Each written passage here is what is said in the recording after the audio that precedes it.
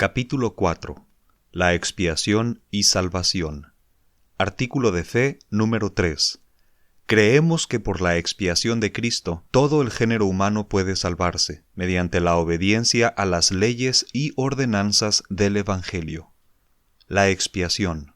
La expiación de Cristo se enseña como doctrina principal en todas las sectas que profesan el cristianismo. Tan común es la expiación, y el punto esencial de su significado tan generalmente admitido que tal vez parecería superflua su definición. No obstante, el uso de la palabra expiación en el sentido teológico encierra cierta importancia particular. La doctrina de la expiación abarca pruebas de la divinidad del ministerio terrenal de Cristo y de la naturaleza vicaria de su muerte, como sacrificio preordenado y voluntario, que tenía por objeto servir de propiciación eficaz por los pecados del género humano, convirtiéndose así en el instrumento mediante el cual se puede obtener la salvación. El Nuevo Testamento, principalmente considerado como la escritura de la misión de Cristo entre los hombres, está lleno, desde el principio hasta el fin, de la doctrina de salvación mediante la obra expiatoria efectuada por el Salvador. Y sin embargo, la palabra expiación no se halla en esa parte de la narración bíblica. En el Antiguo Testamento ocurre repetidas veces y con notable frecuencia en el Éxodo, Levítico y Números, tras de lo cual aparece el libro del Pentateuco, y el sentido en que se usa es el de un sacrificio propiciatorio, asociado generalmente con la muerte de una víctima aceptable, por medio de la cual se habría de efectuar la reconciliación entre Dios y los hombres. Pablo usa el término reconciliación en su epístola a los santos de Roma. Cito: «Y no solo esto, mas aún nos gloriamos en Dios por el hecho de nuestro Señor Jesucristo, por el cual hemos ahora recibido la reconciliación». Fin de la cita. Y este es el significado del sacrificio salvador del Redentor con que Él expió la transgresión de la caída, a causa de la cual entró la muerte en el mundo, y dio al hombre el medio disponible y eficaz para realizar la inmortalidad por la reconciliación con Dios. La naturaleza de la expiación. La expiación efectuada por Jesucristo es una consecuencia necesaria de la transgresión de Adán, y como la previsión infinita de Dios le reveló lo que sucedería aún antes de que Adán fuese colocado sobre la tierra, así también la misericordia del Padre preparó a un Salvador para el género humano, aún antes de echarse los cimientos del mundo. A causa de la caída, Adán y Eva han transmitido a sus descendientes las condiciones del estado mortal.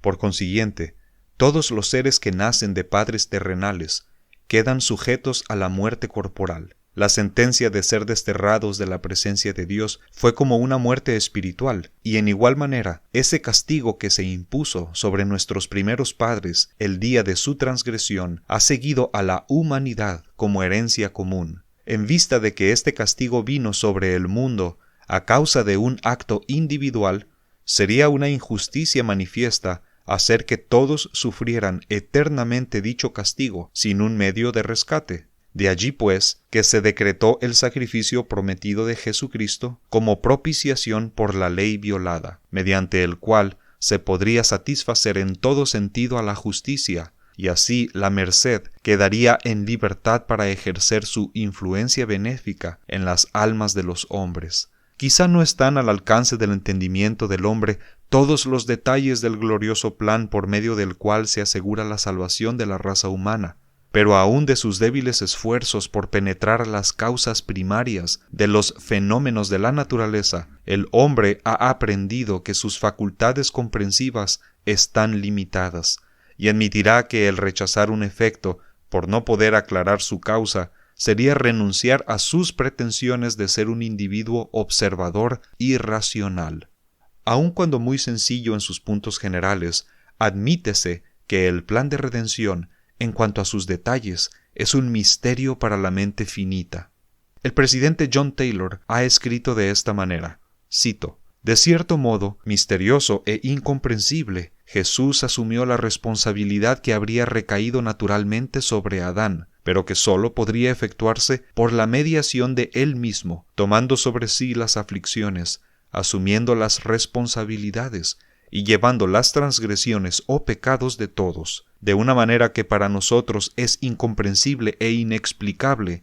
Él llevó el peso de los pecados de todo el mundo, no sólo de Adán, sino de su posteridad, y haciéndolo abrió el reino de los cielos no únicamente a todos los creyentes y a todos los que obedecieran la ley de Dios, sino a más de la mitad de la familia humana que muera antes de llegar a ser mayores de edad, como también a los paganos, quienes habiendo muerto sin ley, resucitarán sin ley, debido a la mediación de Cristo, y serán juzgados sin ley, y de este modo participarán, según su habilidad, obras y valor, de las bendiciones de la expiación de Él. Fin de la cita. Por incompleto que sea nuestro entendimiento del plan de redención, mediante el sacrificio vicario de Cristo en todas sus partes, no podemos rechazarlo sin ser tachados de paganos, porque en la doctrina fundamental de todas las Escrituras, la esencia misma del espíritu de profecía y revelación, la más prominente de todas las declaraciones que Dios ha hecho al hombre, es el sacrificio de su Hijo Jesucristo. La expiación fue un sacrificio vicario. Motivo de gran asombro es para muchos el hecho de que el sacrificio voluntario de un solo ser pudiera obrar como medio de rescate para el resto del género humano. En esto, como en otras cosas, las Escrituras se entienden por el espíritu de la interpretación bíblica. Los escritos sagrados de los tiempos antiguos, las expresiones inspiradas de los profetas de los postreros días, las tradiciones del género humano, los ritos del sacrificio, y aún los sacrilegios de las idolatrías paganas, encierran todos el concepto de una expiación vicaria. Dios jamás se ha negado a aceptar una ofrenda hecha por uno que está autorizado, a favor de aquellos que de algún modo están incapacitados para efectuar ellos mismos el servicio requerido. El macho cabrío expiatorio y la víctima del altar entre los antiguos israelitas eran aceptados por el Señor para mitigar los pecados del pueblo, si se ofrecían con arrepentimiento y contrición. Es interesante notar que aun cuando las ceremonias del sacrificio constituían tan grande y esencial parte de los requisitos mosaicos, estos ritos largo tiempo antecedieron al establecimiento de Israel como pueblo separado, porque como ya se ha visto, Adán ofreció sacrificios sobre el altar. Así pues, el simbolismo de inmolar animales, como prototipo del gran sacrificio que habría de verificarse sobre el Calvario, quedó instituido desde el principio de la historia humana. Clasifícanse los varios géneros de sacrificios prescritos por la ley de Moisés, en sangrientos o incruentos. Solamente los primeros, aquellos que incluían la imposición de la muerte, se aceptaban como propiciación o expiación por el pecado, y la víctima había de ser limpia y sana, sin mancha y sin defecto. En igual manera, para el gran sacrificio, cuyos efectos iban a ser infinitos, sólo se podía aceptar una víctima inocente. A Cristo le correspondió el derecho de ser el Salvador, como el único ser sin pecado en el mundo, como el unigénito del Padre, y sobre todo, como el único ordenado de los cielos, para ser el Redentor del género humano. Y aunque el ejercicio de estos derechos encerraba un sacrificio cuya extensión el hombre no puede comprender, sin embargo, Cristo se ofrendó gustosa y voluntariamente. Tuvo hasta lo último el medio de poner fin a los tormentos de sus verdugos por el ejercicio de sus poderes inherentes. De cierta manera, a pesar de parecernos inexplicable, Cristo tomó sobre sí la pesada carga de los pecados del género humano. Los medios podrían ser un misterio para nuestras mentes finitas. Sin embargo, los resultados son nuestra salvación.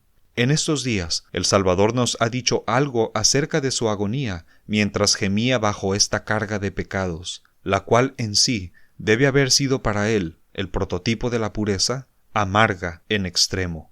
Cito: «Porque he aquí yo, Dios, he padecido estas cosas por todos, para que no padezcan si se arrepienten. Mas si no se arrepienten, tendrán que padecer aún como yo he padecido, padecimiento que hizo que yo, aún Dios, el más grande de todos, temblara a causa del dolor, y echara sangre por cada poro, y padeciera tanto en el cuerpo como en el espíritu, y deseara no tener que beber la amarga copa y desmayar. Sin embargo, gloria sea al Padre, participé y acabé mis preparativos para con los hijos de los hombres. Fin de la cita. En los ritos del bautismo por los muertos, cual se ha enseñado en los días apostólicos y modernos, así como en la institución de otras ordenanzas de los templos, en la dispensación actual, se encuentran ejemplos adicionales de la validez del servicio vicario. El sacrificio de Cristo fue voluntario e inspirado por el amor. Hemos notado de paso que Cristo dio su vida gustosa y voluntariamente por la redención del género humano. Habíase ofrecido a sí mismo en el primordial concilio celestial como el sacrificio expiatorio que la transgresión prevista del primer hombre exigía, y el libre albedrío que él manifestó y ejerció en este paso, el primero de su misión salvadora, lo retuvo hasta el último momento del cumplimiento agonizante del plan aceptado. Aunque en todo detalle que se relaciona con nuestra estimación de él como ejemplo de divinidad entre el género humano, Jesús vivió sobre la tierra como un hombre. Sin embargo, se debe tener presente que a pesar de haber nacido de una madre mortal, fue engendrado en la carne por un Padre inmortal, y combinóse así, dentro de su ser, la facultad para morir y el poder para aplazar la muerte indefinidamente. Él entregó su vida, no le fue quitada en contra de su voluntad. Nótese el significado de su propia declaración. Cito: «Por eso me ama el Padre, porque yo pongo mi vida, para volverla a tomar. Nadie me la quita, mas yo la pongo de mí mismo. Tengo poder para ponerla, y tengo poder para volverla a tomar». Fin de la cita. En otra ocasión, Jesús testificó de sí mismo de esta manera, cito: «Porque como el Padre tiene vida en sí mismo, así dio también al Hijo que tuviese vida en sí mismo, y también le dio poder de ejercer juicio, en cuanto es el Hijo del Hombre». Fin de la cita. En el trágico cuadro de la traición, cuando uno que profesaba ser su discípulo y amigo le entregó con un beso alevoso en manos de sus enemigos, y cuando Pedro, con una temeracidad nacida del celo personal, sacó y usó la espada en defensa del Maestro, éste le dijo: «¿Acaso piensas que no puedo ahora orar a mi Padre, y él me daría más de 12 legiones de ángeles? ¿Cómo pues se cumplirían las Escrituras, que así conviene que sea hecho?» Fin de la cita. Y así hasta el amargo fin señalado por la agonizante, aunque triunfante exclamación «consumado es», aquel Dios hecho carne sujetó dentro de sí el poder de frustrar a sus verdugos si lo hubiese deseado. El motivo que le inspiró y sostuvo en todas las escenas de su misión, desde el tiempo de su ordenación primordial hasta el momento de la victoriosa consumación sobre la cruz, fue doble en su propósito. Primero, el deseo de hacer la voluntad de su Padre, efectuando la redención del género humano, y segundo, su amor por la humanidad, de cuyo bienestar y destino él se había encargado.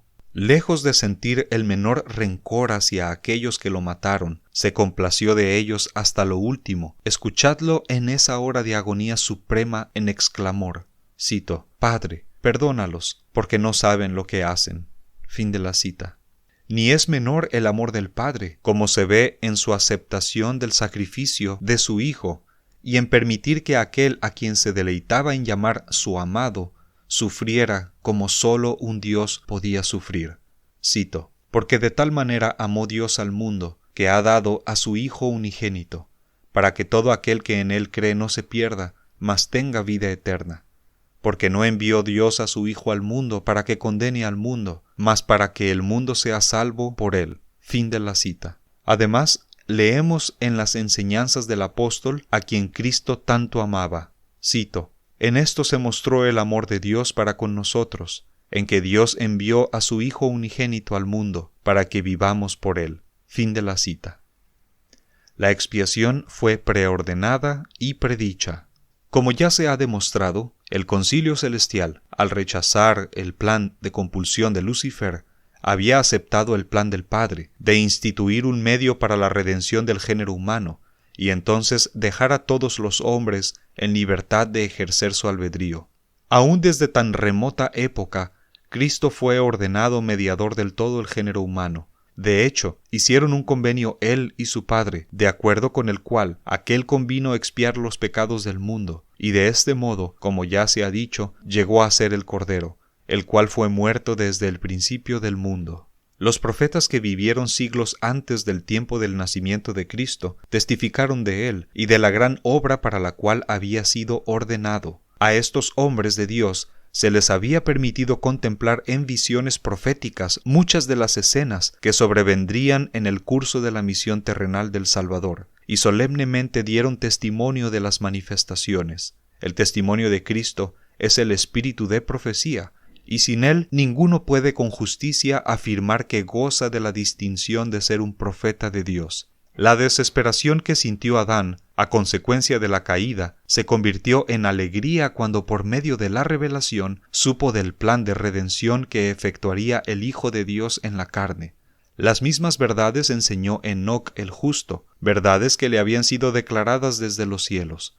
Moisés, Job, David, Zacarías, Isaías y Miqueas dieron este mismo testimonio. Igual declaración profirió Juan el Bautista, a quien el Señor calificó de ser más que un profeta. Si hubiera dudas concerniente a la aplicación de estas profecías, tenemos el propio testimonio de Cristo, de que se refieren a él. En aquel día tan memorable, poco después de su resurrección, mientras viajaba de incógnito con sus discípulos por el camino que conducía a Emaús, él les explicó las escrituras que habían sido escritas tocante al Hijo de Dios. Cito: y comenzando desde Moisés y todos los profetas, declarábales en todas las escrituras lo que de él decían. Fin de la cita. Unas cuantas horas después de este acontecimiento, el Señor se apareció a los 11 en Jerusalén, despertó sus sentidos para que entendiesen las escrituras, y les dijo: así está escrito, y así fue necesario que el Cristo padeciese. Fin de la cita. Con lo cual testificó que estaba cumpliendo un plan previamente ordenado. Pedro, uno de los compañeros terrenales más íntimos del Salvador, se refiere a él llamándolo un cordero sin mancha y sin contaminación, ya ordenado desde antes de la fundación del mundo. Fin de la cita. En su epístola a los Romanos, Pablo hace mención de Cristo, diciendo que es aquel al cual Dios ha puesto en propiciación por la fe en su sangre, para manifestación de su justicia, atento a haber pasado por alto en su paciencia los pecados pasados. Fin de la cita. Estas no son sino unas cuantas de las evidencias bíblicas a favor de la preordenación de Cristo. Tanto los escritos del Antiguo Testamento como los del Nuevo abundan en pruebas de la obra señalada del Mesías. Se distinguen los profetas del Libro de Mormón por lo directo de sus testimonios relativos al Mesías. A causa de su fe, le fue permitido al hermano de Jared ver al Salvador 22 siglos antes del meridiano de los tiempos. Se le mostró que el hombre fue creado a imagen del Señor, y a la vez se le instruyó sobre el propósito del Padre respecto a que el Hijo tomaría sobre sí la carne y moraría en la tierra. Obsérvese la declaración personal del Redentor preordenado a este profeta. Cito: He aquí, yo soy el que fui preparado desde la fundación del mundo para redimir a mi pueblo. He aquí, soy Jesucristo, soy el Padre y el Hijo. En mí tendrá luz eternamente todo el género humano, sí, cuantos creyeran en mi nombre, y llegarán a ser mis hijos y mis hijas. Fin de la cita. Nefi anotó la profecía de su padre Lehi relativa a la futura aparición del Hijo en la carne, su bautismo, muerte y resurrección, y esta declaración profética indica la fecha precisa del nacimiento del Salvador, a saber, 600 años después de la salida de Lehi de Jerusalén. Se describe la misión de Juan el Bautista, y aún se designa el lugar del bautismo. Un corto tiempo después de la visión de Lehi, el Espíritu le mostró a Nefi las mismas y muchas otras cosas, algunas de las que ha escrito, pero la mayor parte de las cuales se le prohibió escribir, ya que otro, el apóstol Juan, había sido ordenado para escribirlas en un libro que formaría parte de la Biblia. No obstante, por el relato parcial de su visión, sabemos que vio a María, la Virgen en Nazaret, primero sola y poco después con un niño en sus brazos, y que el manifestador de la visión le informó que la criatura era el Cordero de Dios, el Hijo del Padre Eterno. Entonces Nefi vio al Hijo de Dios ejercer su ministerio entre los hijos de los hombres, proclamar la palabra, sanar a los enfermos y efectuar muchos otros grandes milagros. Vio a Juan, el profeta del desierto, que iba delante de él. Vio al Salvador que era bautizado por Juan, y al Espíritu Santo que descendía como una señal, la señal visible de la paloma. Entonces vio y profetizó que 12 apóstoles seguirían al Señor en su ministerio, que el Hijo caería en manos de los hombres, quienes lo juzgarían y por último lo matarían. Penetrando lo futuro, aún más allá de la crucifixión, Nefi vio la contienda del mundo con los apóstoles del Cordero y el triunfo final de la causa de Dios. Jacob, el hermano de Nefi, profetizó a sus hermanos que Cristo aparecería en la carne entre los judíos y que éstos lo azotarían y lo crucificarían. El rey Benjamín alzó la voz en apoyo al mismo testimonio y predicó a su pueblo acerca de la justa condescendencia de Dios. Lo mismo declararon Abinadí, Alma, Amulec y Samuel, el profeta lamanita. El cumplimiento literal de estas profecías proporciona la prueba de su veracidad. Las señales y prodigios que indicaron el nacimiento y la muerte de Cristo se realizaron todos, y después de su muerte y ascensión, el Salvador se manifestó en persona a los nefitas, mientras el Padre lo proclamaba a la multitud. Las Escrituras antiguas, por tanto, afirman claramente que Cristo vino a la tierra para efectuar una obra previamente señalada, de acuerdo con un plan que había sido formulado en justicia, aún antes de que el mundo fuese creado.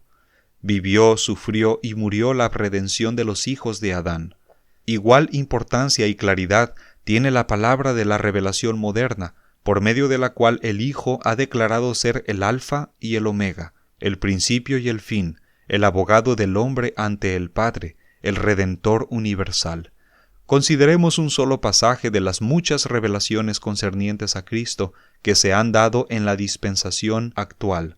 Cito: «Escuchad la voz del Señor, vuestro Dios, aún Alfa y Omega, el principio y el fin, cuyo curso es un giro eterno, lo mismo hoy que ayer y para siempre. Soy Jesucristo, el Hijo de Dios, quien fue crucificado por los pecados del mundo, aun por cuantos creyeran en mi nombre, a fin de que llegasen a ser hijos de Dios, aún uno en mí, así como yo soy uno en el Padre, como el Padre es uno en mí, para que seamos uno». Fin de la cita. La extensión de la expiación. La extensión de la expiación es universal y aplícase igual a todos los descendientes de Adán, hasta el incrédulo, el pagano y el niño que muere antes de llegar a la edad de responsabilidad. Todos son redimidos de las consecuencias individuales de la caída por el sacrificio personal del Salvador. Las Escrituras muestran que la resurrección del cuerpo es una de las victorias que Cristo logró por medio de su sacrificio expiatorio. Él mismo proclamó la verdad eterna: «Yo soy la resurrección y la vida», y fue el primero de todos los hombres que se levantó del sepulcro a la inmortalidad, las primicias de los que durmieron. No cabe duda, según las Escrituras, que la resurrección será universal. El Salvador anunció a sus apóstoles la iniciación de esta obra de librar de la tumba. He aquí sus palabras, cito: «No os maravilléis de esto, porque vendrá hora, cuando todos los que están en los sepulcros oirán su voz, y los que hicieron bien saldrán a resurrección de vida, mas los que hicieron mal a resurrección de condenación». Fin de la cita. O como se ha interpretado por inspiración en estos días, la última parte de la declaración significaría, cito: «Los justos que hubieran hecho bien en la resurrección de los justos, y los que hubieron hecho mal en la resurrección de los injustos». Fin de la cita. Pablo predicó la doctrina de una resurrección universal. Cito: que ha de haber resurrección de los muertos, así de justos como de injustos. Fin de la cita. En otra ocasión escribió: porque así como en Adán todos mueren, así también en Cristo todos serán vivificados. Fin de la cita. Juan el Revelador testifica así de su visión tocante a lo futuro: y vi los muertos, grandes y pequeños, que estaban delante de Dios, y el mar dio los muertos que estaban en él, y la muerte y el infierno dieron los muertos que estaban en ellos. Fin de la cita. Es evidente, pues, que en cuanto a su aplicación a la victoria sobre la muerte temporal o corporal, el efecto de la expiación se extiende a toda la raza humana. Es igualmente claro que a todos se ofrece la libertad de la muerte espiritual, o sea, del destierro de la presencia de Dios. De modo que si hombre alguno pierde la salvación, la pérdida será por causa de él, y en ningún sentido por el efecto inevitable de la transgresión de Adán. Los apóstoles de la antigüedad enseñaron de un modo preciso que el don de la redención efectuada por Cristo es gratuito para todos los hombres. Por eso el apóstol Pablo dice, cito: así que, de la manera que por un delito vino la culpa a todos los hombres para condenación, así por una justicia vino la gracia a todos los hombres para justificación de vida. Además, porque hay un Dios, asimismo, un mediador entre Dios y los hombres, Jesucristo hombre, el cual se dio a sí mismo en precio del rescate por todos. Fin de la cita. Juan el apóstol habló del sacrificio del Redentor diciendo, cito: y Él es la propiciación por nuestros pecados, y no solamente por los nuestros, sino también por los de todo el género humano. Fin de la cita. Entre los nefitas se enseñaron las mismas verdades. Benjamín, el rey justo, habló de la expiación que fue preparada desde el principio del mundo para todo el género humano que ha existido desde la caída de Adán, o que existe, o que jamás existirá hasta el fin del mundo. Fin de la cita. En las revelaciones de estos días leemos del advenimiento de Cristo al mundo para sufrir y morir, cito: para que por él pudiesen ser salvos todos aquellos a quienes el Padre había puesto en su poder y hecho por él. Fin de la cita. Pero además de esta aplicación universal de la expiación, por medio de la cual se redime a todos los hombres de los efectos de la transgresión de Adán, en lo que respecta tanto a la muerte del cuerpo como al pecado heredado, tiene otra aplicación el mismo gran sacrificio en el sentido de ser una propiciación por los pecados individuales, mediante la fe y buenas obras del pecador. Este doble efecto de la expiación se indica en el artículo de nuestra fe que estamos considerando. El primer efecto es eximir a todo el género humano del castigo de la caída, y así proveer un plan de salvación general. El segundo efecto consiste en facilitar una salvación individual, mediante la cual la humanidad puede obtener la remisión de pecados personales. En vista de que estos pecados son las consecuencias de hechos individuales, justo es que el perdón de ellos sea so condición de cumplir individualmente los requisitos prescritos, es decir, la obediencia a las leyes y ordenanzas del Evangelio. El efecto general de la expiación. El efecto general de la expiación, en lo que se aplica a todos aquellos que han llegado a una edad de responsabilidad y juicio, ya ha quedado demostrado en los pasajes de las Escrituras que se han citado. Su aplicación a los niños puede con propiedad recibir nuestra consideración. La Iglesia de Jesucristo de los Santos de los Últimos Días enseña como doctrina fundada en la razón, en la justicia y en las Escrituras que todos los niños son inocentes en la vista de Dios, y que hasta no llegar a una edad de responsabilidad personal, su bautismo ni es requerido ni es propio, que, en una palabra, son salvos por la expiación de Cristo.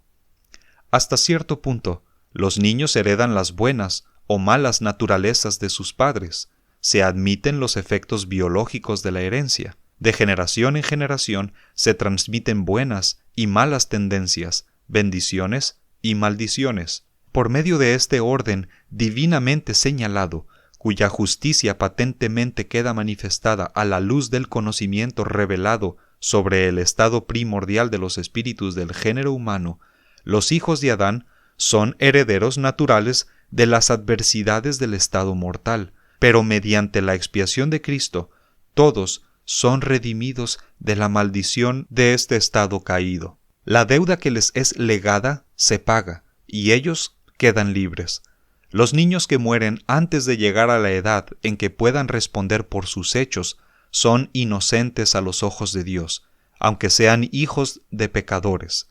En el libro de Mormón leemos, cito, «Los niños pequeñitos no pueden arrepentirse. Por consiguiente, es una terrible iniquidad negarles las misericordias puras de Dios, pues todos tienen vida en Él a causa de su misericordia.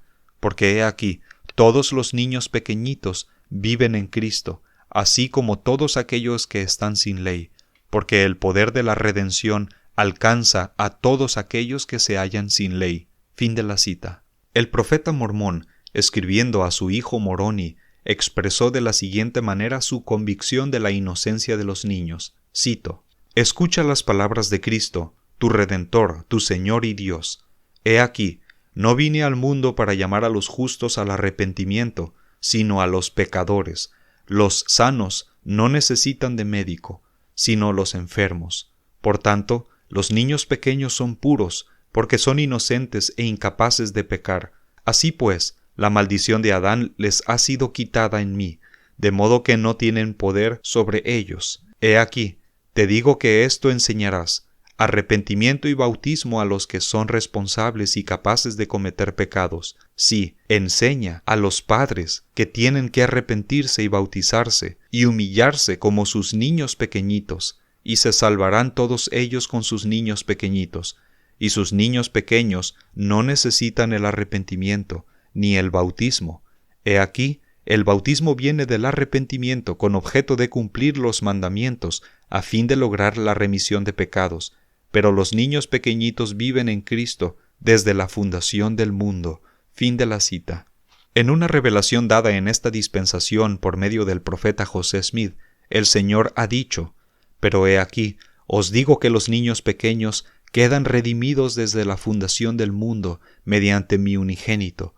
Por lo tanto, no pueden pecar, porque no les es dado poder a Satanás de tentar a los niños pequeños, sino hasta cuando empiezan a ser responsables ante mí». Fin de la cita. El presidente John Taylor, después de citar ejemplos de cariño de Cristo hacia los niños y ofrecer pruebas de la condición de inocencia que en el cielo los distingue, dice, cito, «Sin la transgresión de Adán, esos niños no podrían haber existido. A causa de la expiación, son colocados en un estado de salvación sin obra alguna de su parte.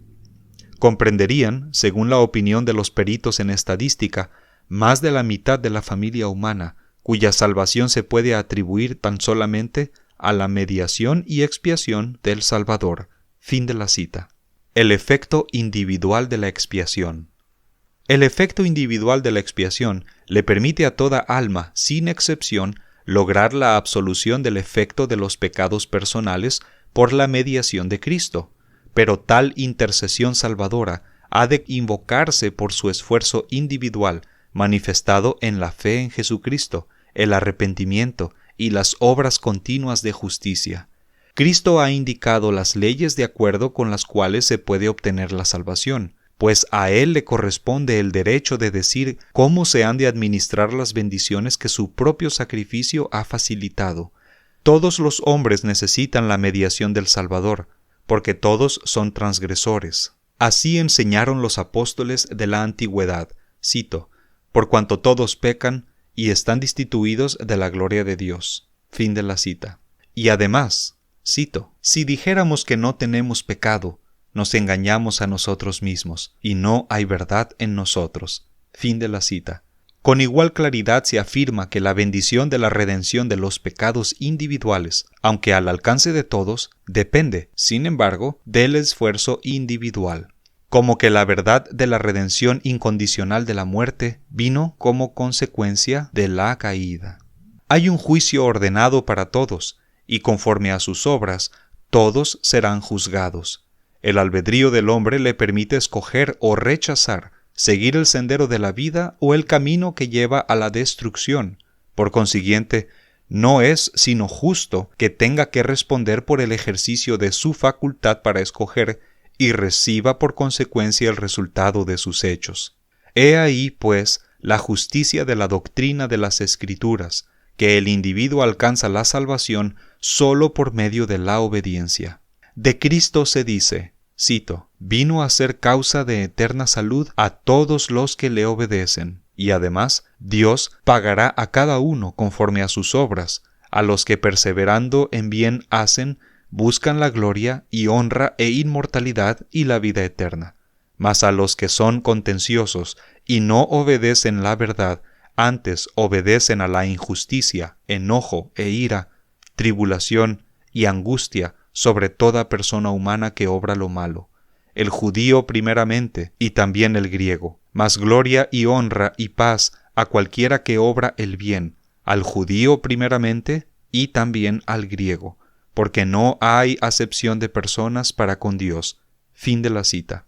A estas se pueden agregar las palabras del Señor resucitado. Cito, «El que creyere y fuere bautizado será salvo, mas el que no creyere será condenado». Fin de la cita. Considerando también la profecía que el rey Benjamín proclamó a la multitud nefita, cito, «La sangre de Cristo expía los pecados de aquellos que han caído por la transgresión de Adán, que han muerto no sabiendo la voluntad de Dios concerniente a ellos, o que han pecado por ignorancia. Mas ay de los que sabiéndolo se rebelan contra Dios, porque ninguno de estos alcanza la salvación, sino por medio del arrepentimiento y la fe en el Señor Jesucristo». Fin de la cita. Pero, ¿para qué multiplicar pasajes de las Escrituras cuando el tenor completo de la documentación sagrada apoya la doctrina? Sin Cristo, ningún hombre puede salvarse, y la salvación que se provee a costa de los sufrimientos de Cristo y su muerte corporal solamente se ofrece a base de ciertas condiciones claramente definidas, y éstas quedan compendidas en la frase obediencia a las leyes y ordenanzas del Evangelio. Salvación y exaltación. Para todos aquellos que no hayan perdido su derecho a ello, habrá algún grado de salvación. La exaltación se da solamente a aquellos que por justo esfuerzo han ganado el derecho de pedir la libertad, misericordia de Dios. La exaltación se da solamente a aquellos que por justo esfuerzo han ganado el derecho de pedir la liberalidad misericordiosa de Dios, por medio de la cual se reparte. No todos los que se salven recibirán la exaltación de las glorias más altas. No se darán los galardones en oposición a la justicia, ni se impondrán castigos sin consideración a la misericordia. A nadie se admitirá a ningún orden de gloria. En una palabra, ninguna alma se podría salvar hasta no dejar satisfecha a la justicia por la ley violada. Nuestra creencia en la aplicación universal de la expiación no encierra ninguna suposición de que todo el género humano se salvará con igual galardón de gloria y poder. En el reino de Dios hay numerosos grados o graduaciones que se han proveído para aquellos que los merecen. En la casa de nuestro Padre muchas moradas hay, a las cuales se admitirá solamente a aquellos que estén preparados. La falsa suposición basada en los dogmas sectarios de que en la otra vida no habrá sino dos lugares, estados o condiciones para las almas del género humano, el cielo y el infierno, en uno la misma gloria de toda su extensión y los mismos horrores en todas partes del otro, no pueden sostenerse a la luz de la revelación divina. Por palabra directa del Señor, sabemos que hay reinos o glorias graduadas, grados de gloria. Las revelaciones de Dios han especificado los principales reinos o grados de gloria que a continuación se dan, las cuales se prepararon mediante Cristo para los hijos de los hombres. 1. La gloria celestial. Hay algunos que se han afanado por obedecer todos los mandamientos divinos, que han aceptado el testimonio de Cristo y han obedecido las leyes y ordenanzas del Evangelio, y recibieron el Espíritu Santo. Estos son los que han vencido lo malo con obras santas, y por consiguiente merecen la gloria más alta. Estos pertenecen a la iglesia del primogénito, a quienes el Padre ha dado todas las cosas. Son reyes y sacerdotes del Altísimo, según el orden de Melquisedec. Estos poseen cuerpos celestiales, cuya gloria es la del sol, aun la gloria de Dios, el más alto de todos, de cuya gloria está escrito que el sol del firmamento es típico. Son admitidos al concurso de los glorificados y coronados con la exaltación en el reino celestial. 2. La gloria terrestre. Leemos de otros que reciben una gloria de un orden secundario, que difiere del más alto, así como la luna es diferente de la del sol en el firmamento. Estos son aquellos que, aun cuando fueron honorables, no cumplieron con los requerimientos de la exaltación, fueron cegados por las artimañas de los hombres, y no pudieron recibir y obedecer las leyes más altas de Dios. Demostraron que no eran valientes por el testimonio de Jesús, y por tanto no merecen la plenitud de gloria. 3. La gloria celestial. Difieren este otro grado y los órdenes más altos, así como difieren las estrellas y los astros más luminosos del firmamento. Esta gloria es para aquellos que no recibieron el testimonio de Cristo, pero quienes, sin embargo, no negaron al Espíritu Santo. Son los que han llevado vidas que los exime del castigo más severo, mas cuya redención, no obstante, se aplazará hasta la última resurrección. En el mundo celestial hay innumerables grados que se pueden comparar a la luz variante de las estrellas. Sin embargo, todos los que recibieren cualquiera de estos grados de gloria se salvarán al fin, y Satanás ningún poder tendrá sobre ellos. Aún la gloria celestial supera toda comprensión, y ningún hombre la conoce, sino aquel a quien Dios le ha revelado. Fin de la cita. Por último, hay aquellos que han perdido todo derecho de la misericordia inmediata de Dios, cuyos hechos han causado que sean contados con perdición y sus ángeles, es decir, el diablo y sus huestes. Fin del capítulo 4.